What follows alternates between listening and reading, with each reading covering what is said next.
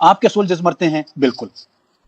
ये एक जंग है। जंग में हमने टेररिज्म में बहुत कुछ लूज किया है ना जी। देखें, आपने तो बहुत कम लूज किया टेररिज्म में। हमने जितना टेररिज्म में लूज किया, दुनिया की किसी मुल्क ने नहीं उस तरीके से लूज किया, बिकॉज हमारी तो वॉर बड़ी डिफिकल्ट थी, बहुत डिफिकल्ट वॉर थी। हमने वो जंग लड़ी है, टेररिज्म की जो जंग लड़ी है, उसमें बहुत सारे प्लेयर्स थे।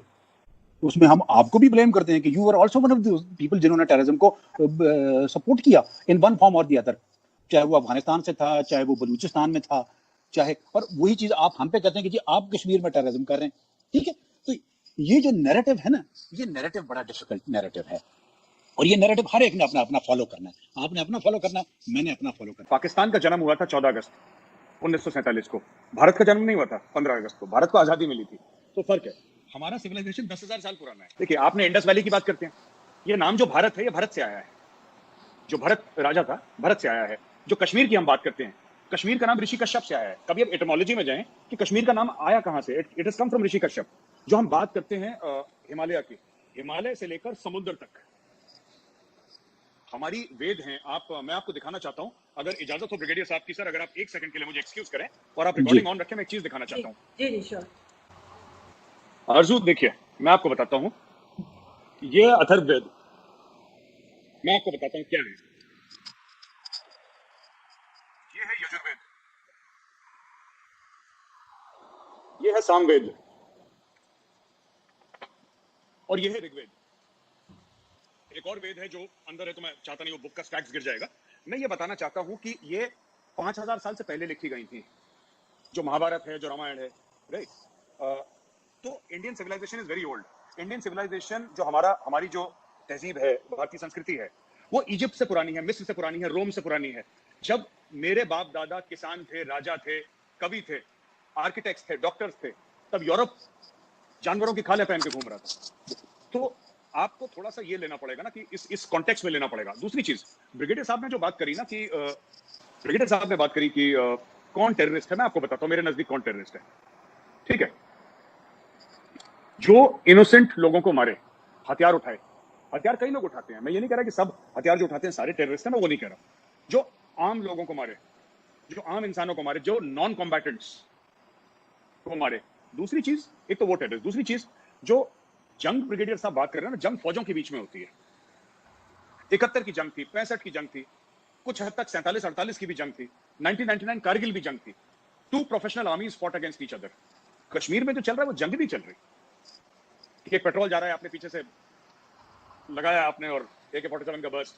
अभी कल सरपंच मार दिया एक, वहां पे एक हिंदू सरपंच था। हिंदू तो बचे नहीं, खैर वहां पे Hindus in Kashmir are almost, मतलब कि मैं आपको ये बताना चाहूंगा, क्योंकि आप लोग आए नहीं इधर कभी, और ब्रिगेडियर साहब, आरजू जी, कभी आप आए तो हम आपको ले भी जाएंगे वहां पे, प्लीज बी आवर गेस्ट। पूरी एक जनरेशन कश्मीर में बड़ी हो गई जिसने कभी हिंदू को नहीं देखा। पूरी एक जनरेशन बड़ी हो गई है जिसने अपने पूरे 30 इयर्स में एक हिंदू को नहीं देखा, और हिंदू को नहीं देखा उस लैंड में जो कि 100% हिंदू था। 1300s में, 1300 जो सदी थी, उसमें Shahmir was the first Muslim king of Kashmir. उसका नाम शाहमीर था, वो पहला मुस्लिम किंग था। शाहमीर के समय it was 100% Hindu. Today Hindus are less than 1% in the valley. Finish, wiped out, gone. कहां गए?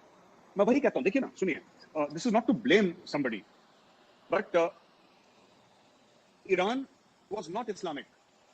ईरान ज़ोरास्ट्रियन था, ज़ोरास्ट्रियनिज्म उनका फेथ था। It's 100% Muslim. ये आपके जो रोम है, रोम क्रिश्चियन नहीं था। रोम 100%, इटली 100% क्रिश्चियन हो गई है। इजिप्ट देखिए, पुराने सिविलाइजेशंस की बात कर रहा हूँ। और चाइनीज का तो खैर ऊपर वाला मालिक है, वो मानते ही नहीं किसी को, तो then you don't talk about the Chinese. वो अपने लेवल पे चल रहे हैं, और ठीक है, उनके लिए, जो उनके मुल्क के लिए ठीक है। Why should we advise the Chinese? मेरा ये कहने का मतलब है कि these are old civilisations. Our civilisation is the oldest. ये आपने वैभव की बात करी, वैभव जहां पे रहता है, बनारस, बनारस इज, आप जाइए आर्कियोलॉजिकल सर्वे की आप फाइल्स देखिए, it is the oldest inhabited city in the world. हम लोग दमिश्क की बात करते हैं, you know, we talk about Damascus, we talk about Baghdad. Banaras is 3000 years older than Baghdad. तो ये आप इसको देखें, बगदाद इज आपकी 2-2.5 साल पुरानी है। ये कब से गंगा जी के तट पे है, ये कब से चली आ रही है, आप रिकॉर्ड चेक करें।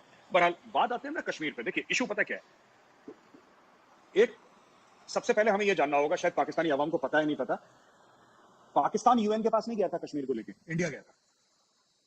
आई know it, everybody knows it. आप लोग गए थे, बिल्कुल हम लोग आप लोग गए थे। अच्छा, दूसरी चीज है कि जो 600 650 प्रिंसली स्टेट थे इंडिया में, भारतवर्ष में, ये एक जमाने में इनको जनपद कहते थे। जब 16-18 जनपद हुआ करते थे। आज से 3-4 हजार साल पहले की बात कर रहा हूँ। फिर बाद में टूट टूट के प्रिंसली स्टेट्स बन गए, फिर ब्रिटिश ईस्ट इंडिया कंपनी आई, फिर क्वीन की फोर्सेज आई, फिर ब्रिटिश गवर्नमेंट यहाँ पे 150-200 साल चली है पूरी, जो भी चली है, सब कुछ मिला मुलूक है।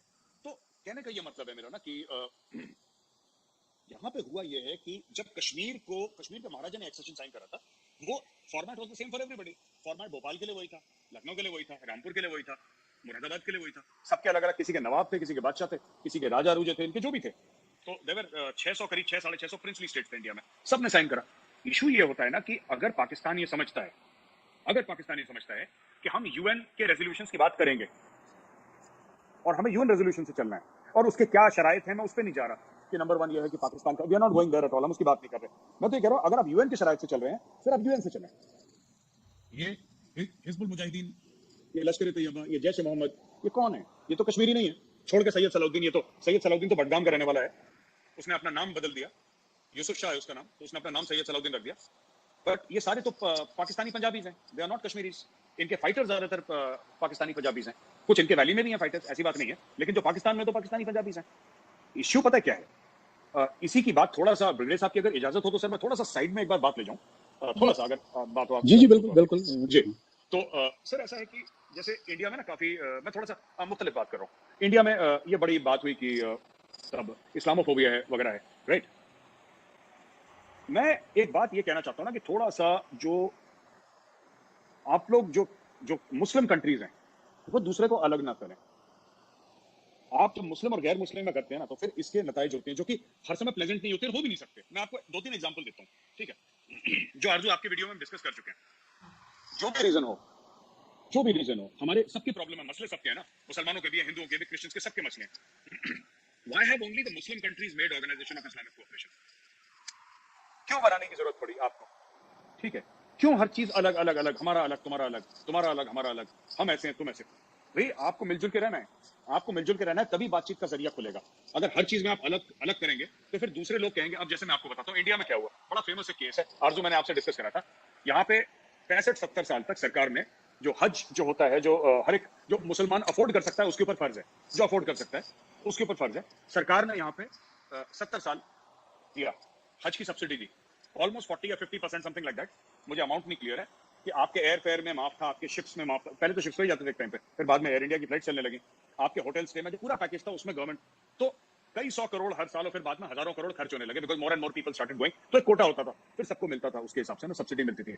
पर अगर एज ए हिंदू मैं अपने मुल्क में, जो मेरा मुल्क 80-85% हिंदू मेजोरिटी है, अगर मैं, और जो लोग आप कह रहे हैं ना कि मोदी जी हैं आपके हिंदुत्व वाले हैं या हिंदू सरकार है, मैं कहता हूँ जी मुझे अपने जो आपके जैसे कि आपके लिए पाक है, मक्का मदीना पाक है ना आपके लिए, तो मेरे लिए भी कुछ पाक होगा।